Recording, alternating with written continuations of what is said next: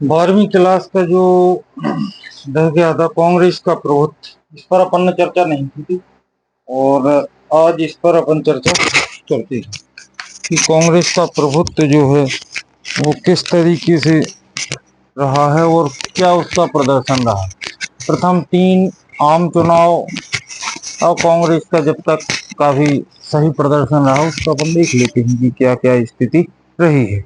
सबसे पहले अपन देखते हैं कि पार्टियों की स्थापना। ये पार्टियों की यदि हम स्थापना की बात करें तो पार्टियों को 2 भागों में हम विभाजित कर सकते हैं।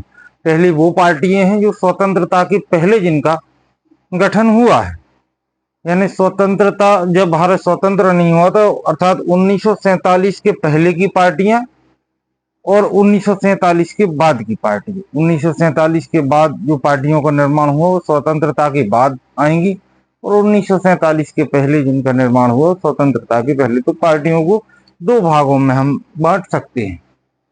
अब इसको अपन देखते हैं। भारत में राजनीतिक दलों का जो विकास है वो 12वीं क्लास की जो आपका चैप्टर है एक दल का प्रभुत्व, उसमें दिया हुआ है और उसको लेकर के अपन चल रहे हैं। सबसे पहले अपन देखते हैं कांग्रेस पार्टी। कांग्रेस पार्टी की स्थापना कब हुई थी? 1885 में। 1885 में कांग्रेस पार्टी भारत की पहली पार्टी है जो एक राष्ट्रीय लेवल पर उभर करके आई थी। 1885 में कांग्रेस के माध्यम से इसकी स्थापना की गई थी और स्वतंत्रता आंदोलन में भी काफी सहयोग रहा इसका। तो इसकी स्थापना कब हुई थी कांग्रेस पार्टी की? 1885 में। 1885 में भारतीय राष्ट्रीय जो कांग्रेस है उसकी स्थापना की गई थी। फिर अब आते हैं अगली पार्टी पर, मुस्लिम लीग।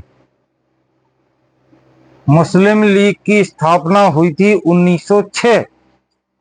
1906 में मुस्लिम लीग की स्थापना हुई। फिर इसके बाद अपनाते हैं 1916 यानी विश्व हिंदू महासभा।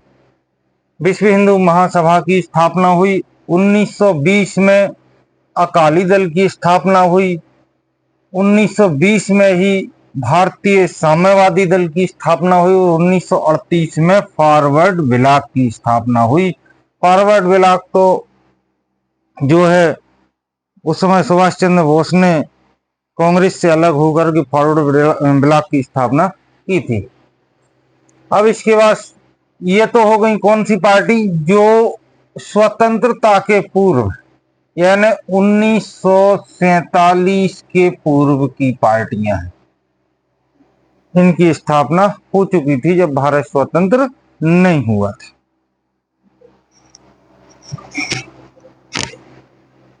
अब इसके बाद देखते हैं स्वतंत्र भारत में राजनीतिक दलों का विकास यानी स्वतंत्रता के बाद की स्थिति। तो 1948 में राम राज्य परिषद और 1948 में ही सोशलिस्ट पार्टी की स्थापना हुई। 1949 में डीएमके, ये डीएमके जो है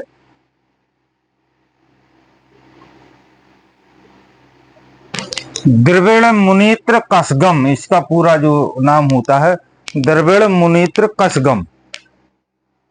फिर 1951 में भारतीय जनसंघ की स्थापना हुई। जनसंघ आप जानते हैं, फिर बाद में मिलकर के वो भारतीय जनता पार्टी में परिवर्तन हुआ उसका। 1977 में भारतीय लोक दल की स्थापना हुई और 1959 में स्वतंत्र पार्टी बनी और 1980 में भारतीय जनता पार्टी की स्थापना हुई। ये उस समय की पार्टियां हैं। हालांकि 80 के बाद की जो पार्टियां हैं उसको अपन नहीं दिख रहे क्योंकि आपके वो सिलेबस में नहीं दी है, और यदि न्यूज में आ जाएंगी तो अपन उस पर भी चर्चा कर लेंगे। तो ये जो आपकी पार्टियां हैं स्वतंत्रता के पहले वो हम देख चुके और स्वतंत्रता के बाद।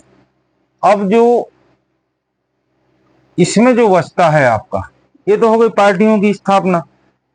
अब आता है कांग्रेस का प्रभुत्व। कांग्रेस का जो प्रभुत्व है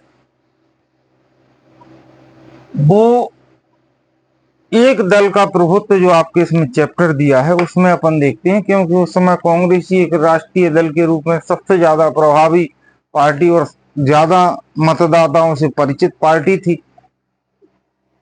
तो प्रथम 3 चुनाव, यानी प्रथम जो 3 चुनाव हुए हैं उनका हम प्रदर्शन देख लेते हैं कि कांग्रेस पार्टी का प्रदर्शन कैसा रहा उसमें। क्योंकि कहा जाता है कि कांग्रेस पार्टी का एक ही प्रभुत्व था, दूसरी पार्टी का कोई प्रभुत्व नहीं रहा, कांग्रेस पार्टी का ही प्रभुत्व रहा। इसलिए वो एक टॉपिक बना कि एक दल के प्रभुत्व का दौर। तो 1951-52 में अपने यहाँ पहले चुनाव होते हैं। प्रथम आम चुनाव 1951 से लेकर 52 में, और 52 में संपन्न हुए थे 1952 में। तो 1952 ही उसको नाम दिया जाता है कि प्रथम आम चुनाव 1952 में। उस समय 489 सीटों पर कांग्रेस पार्टी ने अपने कैंडिडेट उतारे थे और 364 सीटों पर उसने क्या हुआ था, जीत दर्ज की थी। ये 1951-52। और एक चीज और इसमें विशेष है, क्योंकि उसमें जो विधानसभा और राज्य विधानमंडलों के चुनाव भी एक साथ करवाए गए थे। भाई ये जो चुनाव करवाया गया 1951 से लेकर के 1952 तक, क्योंकि भारत क्या है, भारत एक प्रजातंत्रात्मक गणराज्य है। यानी यहाँ प्रजातंत्र के अनुसार जनता से चुनी हुई सरकार की जरूरत थी। अभी जो सरकार कार्य कर रही थी वो कहती है अंतरिम सरकार। तो इस कारण से वो चुनाव जल्दी से करवाना जरूरी था। तो 489 सीटों पर कैंडिडेट आए, 364 सीटों पर उसने जीत दर्ज की। 1951-52 मद्रास, उड़ीसा, त्रावणकोर, कोची, यानी ये केवल इतने क्षेत्र रह गए थे जहां कांग्रेस का प्रदर्शन, कांग्रेस पार्टी की सत्ता नहीं आई। कौन कौन से हैं? मद्रास, उड़ीसा, त्रावणकोर और कोची। ये 4 स्थान ऐसे हैं जहां कांग्रेस पार्टी की, कहा विधानसभा में, जो राज्य विधानमंडल है विधानसभा, वहां केवल नहीं थे। बाकी पूरे भारत में विधानसभा, विधानमंडल और जो सांसद हैं यानी हमारे लोकसभा सदस्य, वो संपूर्ण भारत से 364 सांसद निर्वाचित होकर के आए थे। अब इसके बाद जो दूसरा दूसरा जो हमारा आम चुनाव होगा हुआ 1957 में। ये स्वाभाविक, जब 52 में हुआ तो 5 साल आगे बढ़ा दो 1957 में, जिसमें 494 कैंडिडेट कांग्रेस ने चुनाव मैदान में उतारे, जिसमें से 371 सीटों पर उसने जीत दर्ज की। यानी कांग्रेस का प्रभुत्व यहां भी काफी रहा। प्रथम आम चुनाव थे 1952 में, वहां भी अच्छा प्रदर्शन रहा। 371 सीट 494 में से, यहां भी प्रदर्शन अच्छा, यानी द्वितीय चुनाव जो हुए उसमें भी प्रदर्शन अच्छा है। तीसरा जो आम चुनाव हुआ 1962 में,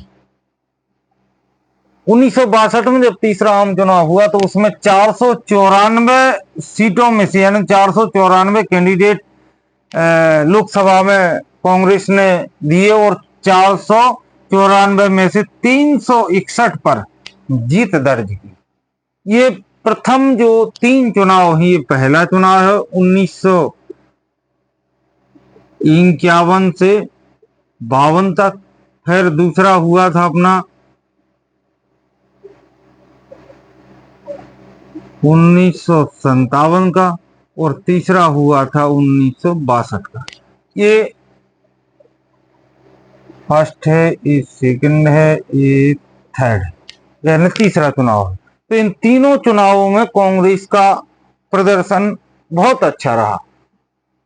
अब इसके बाद जो पहला आंकड़े देख लेते हैं। प्रथम जो आम चुनाव हुए थे 1951 से 52 तक, उसके आंकड़े अपन देख लेते हैं।